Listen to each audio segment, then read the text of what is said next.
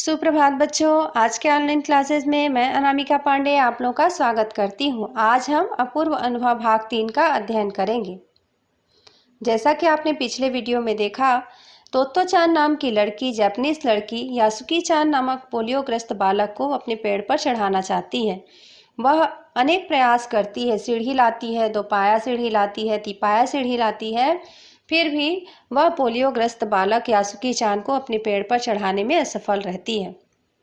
आगे आज पढ़ेंगे हम उसके आगे क्या होता है और तोत्तो चान किस प्रकार से यासुकी चान पर अपने पेड़ पर चढ़ाती है, पेड़ पर चढ़ा पाती है या नहीं चढ़ा पाती है, आज के क्लास में हम समझेंगे, देखेंगे। आइए पाठ का अध्ययन करते हैं। उसने यासुकी चान का पोलियो से पिचकी और अकड़ी उंगलियों वाला हाथ अपने हाथ में थाम लिया। उसके खुद के हाथ से वह बड़ा था, उंगलियां भी लंबी थी। देर तक तोत्तो चान उसका हाथ थामे रही, तब बोली, तुम लेट जाओ, मैं तुम्हें पेड़ पर खींचने की कोशिश करती हूँ। थामना यानी होता है पकड़ना।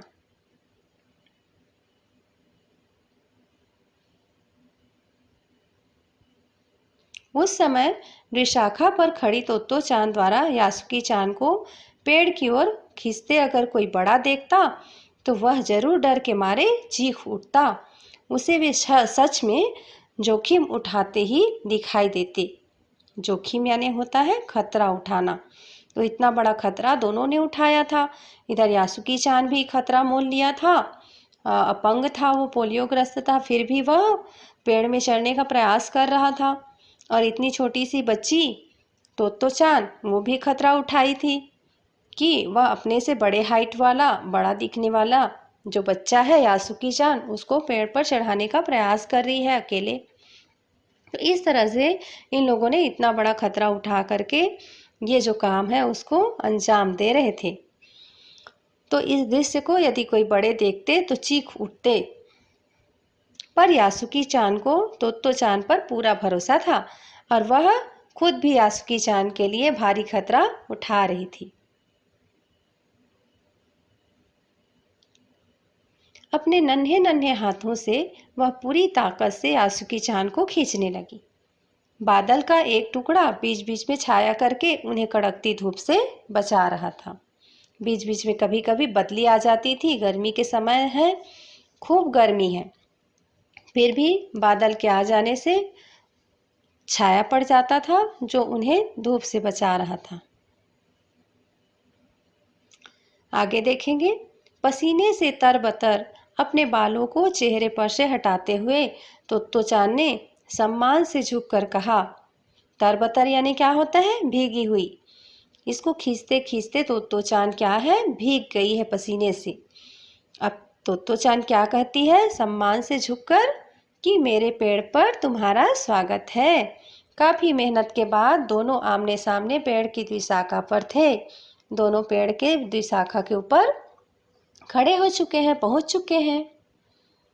यानी यासुकी चान को वह अपने पेड़ पर चढ़ाने में सफल हो जाती है। यासुकी चान डाल के सहारे खड़ा था, कुछ झिझकता हुआ वह मुस्कराया। झिझकना यानी क्या होता है? संकोच करना। संकोच करता हुआ वह मुस्कुराने लगा। तब उसने पूछा, क्या मैं अंदर आ सकता हूँ? उस दिन यासुकी चान ने दुनिया की एक नई झलक देखी जिसे उसने पहले कभी ना देखा था।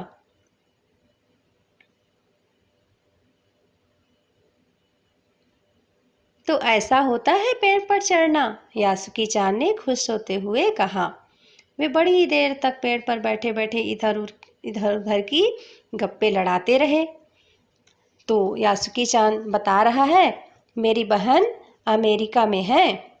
उसने बताया है कि वहाँ एक चीज होती है। क्या चीज होती है? टेलीविजन। टेलीविजन के बारे में वह तोत्तो चान को पेड़ पर बैठे बैठे बता रहा है। यासुकी चान उमंग से भरा बता रहा था। वह कहती है कि जब वह जापान में आ जाएगा तो हम घर बैठे बैठे ही सुमो कुश्ती देख सकेंगे। सुमो कुश्ती क्या होता है? जापानी पहलवानों की कुश्ती होती है। तो वो बता रहे कि टेलीविज़न में हम घर में बैठे बैठे जापानी पहलवानों की कुश्ती को देख सकते हैं। वह कहती है कि टेलीविज़न एक डिब्बे जैसे होता है। तो टेलीविज़न पहले कभी इन्होंने देखा नहीं था, तो आश्चर्य में थे। तोत्तो-चान उस समय यह तो न समझ पाई कि यासुकी-चान के लिए, जो कहीं भी दूर तक चल नहीं सकता था, घर बैठे चीज़ों को देख लेने के क्या अर्थ होंगे।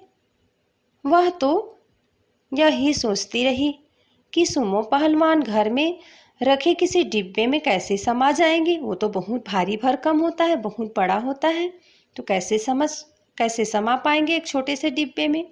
उनका आकार तो बड़ा होता है। पर बात उसे बड़ी लुभावनी लगी, बहुत अच्छी लगी वो बात। उन दिनों टेलीविज़न के बारे में कोई नहीं जानता था। लेखिका बताती है कि उस टाइम टेलीविज़न के बारे में किसी को कुछ पता नहीं था, इसलिए आश्चर्य में वो भी पड़ गए। पहले पहल यासुकी-चान ने ही तोत्तो-चान को इसके बारे में बताया था। पहले तोत्तो-चान को इस बारे में कोई जानकारी नहीं थी, इसलिए वो आश्चर्य में पड़ गई। पर उसे बड़ा अच्छा लगा ये सुनकर कि डिब्बे में एक छोटे से बॉक्स में हम कुश्ती लड़ते हुए जापानी जो कुश्ती करने वाले हैं उनको वो देख सकते हैं। पेड़ मानो गीत गा रहे थे, यानी वहाँ पर ठंडी ठंडी हवा चलने लगी थी और दोनों बेहद खुश थे, बहुत प्रसन्न थे। यासुकी-चान के लिए पेड़ पर चढ़ने का यह पहला और अंतिम मौका था। तो कैसा लगा ये कहानी आप लोगों को? अपूर्व अनुभव पाठ क्यों अपूर्व अनुभव है पता है आप लोगों को? आज के दिन दोनों को एक नया अनुभव हुआ। क्या नया अनुभव हुआ? तोत्तो-चान पेड़ की शाखा पर से नई नई दुनिया दिखाती है। ये उसके लिए पहला अनुभव होता है, क्योंकि इससे पहले उसने कभी यासुकी-चान को पेड़ पर नहीं चढ़ाया था। और यासुकी-चान के लिए यह अपूर्व अनुभव क्यों है? क्योंकि उसने अपनी ज़िंदगी में कभी नहीं सोचा था कि इस तरह से वह पेड़ पर चढ़कर पेड़ के ऊपर की दुनिया को देखेगा, पेड़ के ऊपर से दुनिया को देख पाएगा। और शायद उनके जीवन पर आया हुआ वह पहला और आखिरी मौका था।